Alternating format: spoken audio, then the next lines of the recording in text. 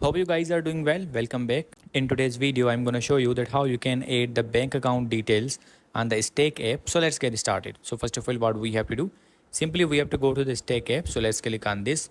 And after clicking on it, simply we have to go to the wallet section.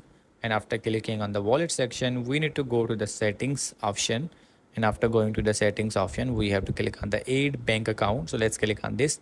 So as you can see, we have to write the name here. We have to choose the country here. We have to choose the bank account, like bank account. We have to choose that. I mean the bank, which bank or which country you are from. And we have to choose the currencies here. So which currency do you have?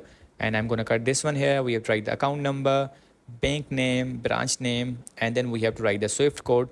And then we just have to click on the continue.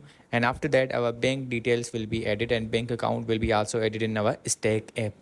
So it will take 3 to 7 days. As you can see, bank transfers are not instant and your investment will be pending until we receive your funds.